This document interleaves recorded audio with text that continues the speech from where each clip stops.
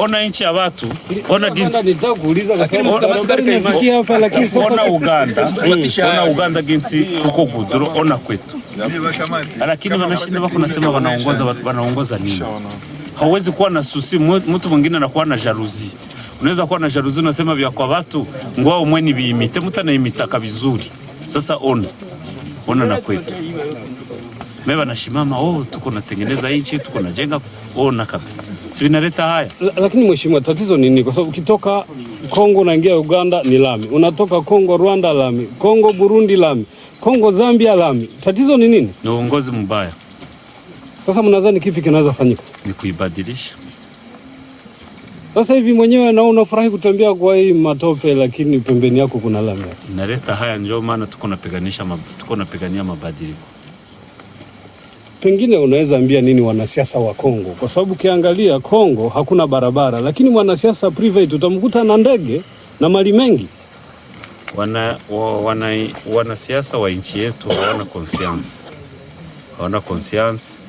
Cha kwanza wanaenda uza nyumba Bulaya, ava uze Bulaya, anaweza uza kwao, ava jenge masomo, ava watoto yake waende soma kwa Ulaya, anaweza jenga masomo mzuri kwao, watoto wanasomea kwetu.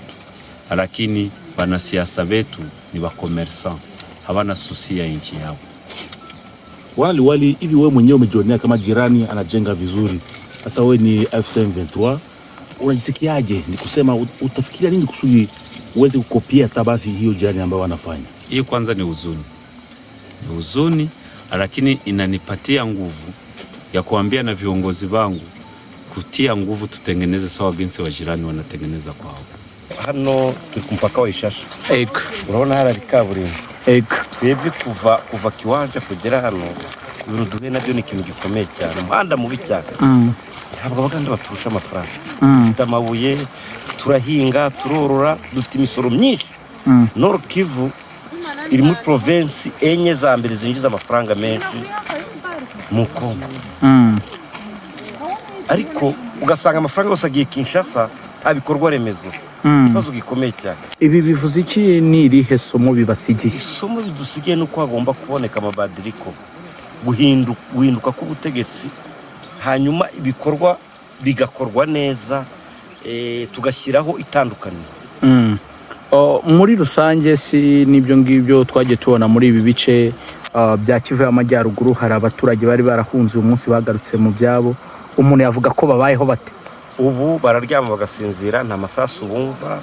Aho turi na M23 AFC nta kibazo gihari, bararyama bagasinzira, nta masasu bumva, bitandukanye naho leta iri. Rero birasaba ko imbaraga zishyirwaho nyinshi, tugakomeza tukabohora igihugu, tugashyiramo iterambere n'umutekano. Kubera iki leta ya Kinshasa umuntu yavuga ngo uyu munsi iracyashyira imbaraga mu gushora amafaranga mu kugura intwaro, iri gukoresha amadrone ya kamikaze mu kwica abaturage bayo, ikayohereza mu bice binatuwe n'abaturage? Ni ikintu umwe mufata mute nk'abantu bo mu ihuro rya AFC? Leta yamenyereye kwiba. Iyo hari akavuyo ko kwica no kwiba, hari akavuyo ko kwica, ibona uburyo bwo kwiba.